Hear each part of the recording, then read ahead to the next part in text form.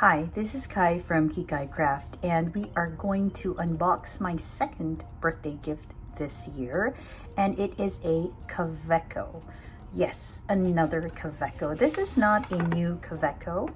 In fact, it's quite an old release, but it is still very pretty.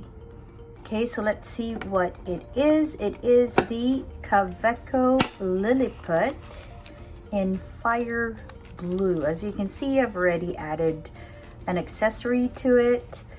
I just couldn't help myself. It was so pretty. I had to unbox it as soon as it arrived. So what does it come with? It just comes with the usual things. You saw the sleeve, and then it has this little plastic thing that it wrapped around it.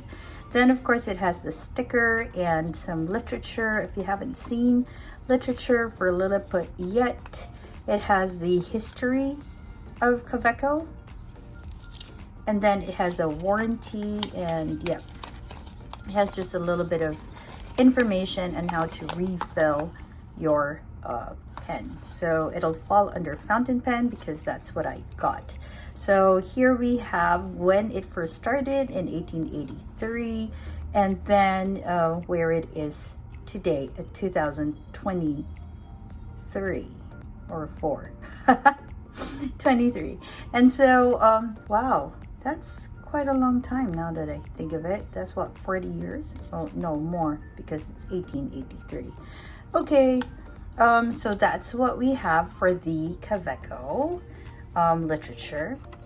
And then you have the box, and of course it comes with the standard ink cartridge. This is very important because I found out that the Lilliput, if you force it, it could fit the Kaweco converter, but I don't like forcing, and so I just kept one of my old Kaweco cartridges and I syringe filled it with Cacao do Brazil from Urban, and that's what it's currently inked with. Yes, I already inked it because it was very pretty. Okay, tin box as always, very cute, and it holds stamps and all of that, so it's always good to keep your tin boxes from Kaweco. Very vintage looking too. It's just lovely to have. Okay, so let's just have a look at the Lilliput. I'll just go through its features, what it has, and then I'll do a size comparison, and finally I'll show you a writing sample.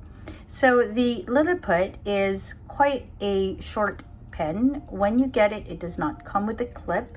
The clip is an add-on. I got the nostalgic clip in brass, if I'm not mistaken, and it is a cartridge pen, as I mentioned.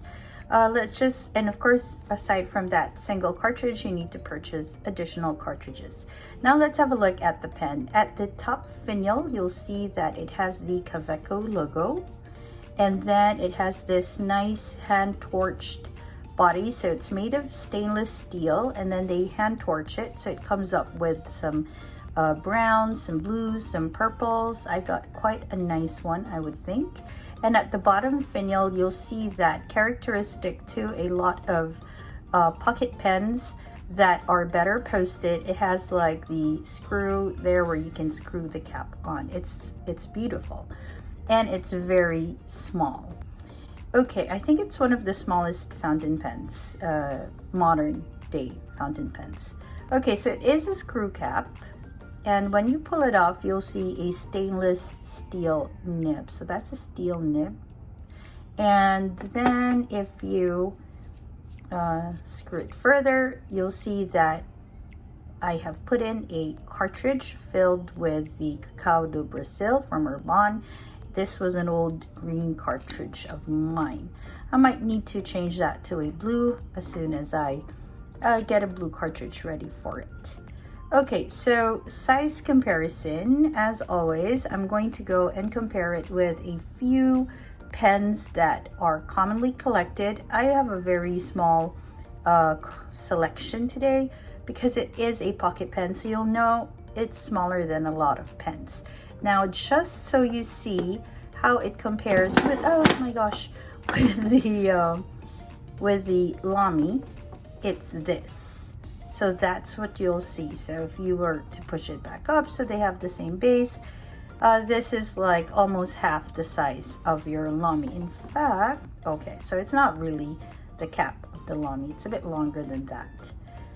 Okay, so that's its size comparison with the Lamy. If you uncap your Lamy and if you post your Kaweco, because obviously if it's unposted, it's going to be shorter by that much. Okay, by that much. You can still write with it, but it's not very comfortable for long pieces, maybe for a note. And then you'll see that the cap screws onto the barrel, and then when you compare it now with your Lamy, you'll find that it is still shorter than your Lamy, but not by much. Okay, so if you have Lamys and you're contemplating on getting a Lilliput, that's how it looks size-wise. Okay, with other, so I'm gonna put this aside. With other pocket pens, I just chose a few that you might have. One would be the Kaweco Sports, which is quite a ubiquitous little pen. This is in bronze. Okay, and I got the Mont Blanc Baby for those of you who collect higher end pocket pens. And this is how the Lilliput compares with these two pens. Capped. Okay, so it is definitely shorter than both. If you uncap it, let's just see how it is, because sometimes a lot of the fountain pen pocket size collectors like to write just by removing the cap. So just so you see how it compares in size uncapped, oops, I'm gonna do that. So if you have the baby and the sport or the sports, right? This is how the Kaweco Lilliput compares. So it is very much comparable to the baby, but it is shorter than your Kaweco Sports. If you were to post it, and this is really meant for those who are a bit more visual when trying to compare sizes and wondering, okay, how big is this? How long is it? And all of that. This could be helpful for you. Okay, let's try to put that together. Of course, the baby also has a screw on the cap and the body, so it fits. The Kaweco is like a pressure connector. Okay, so this is how it looks. The Fireblue or the Lilliput will be longer than your baby, but it'll be shorter than your Kaweco Bronze or Kaweco Sports. Okay, so that's how it looks that way. Let us now put these away and I'll share a writing sample with you. It is quite a good writer. I have been using this to write a bunch of stuff, like a little bit of research and a little bit of penmanship practice, and I have found it to be very friendly on my hands, and it's very light too, so it's quite good to carry along. Now, I've heard a little bit of or read a little bit of I don't know if it's a rumor or a factual observation that the Fireblue, after some time, a long time, but some time, kind of loses its hand torched look. And so I try to keep it in a case when it's with me. It's not always in the case, but I try to. I find that Galen leather 2 pen carry is quite good, fits really nice on it, and it looks really good with it too.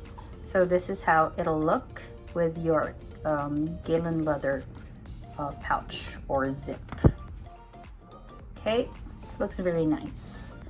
Okay, so let's have a look at a writing sample with the Kaweco Lilliput. I got mine in a medium and I did a little research with it, and this is how it writes.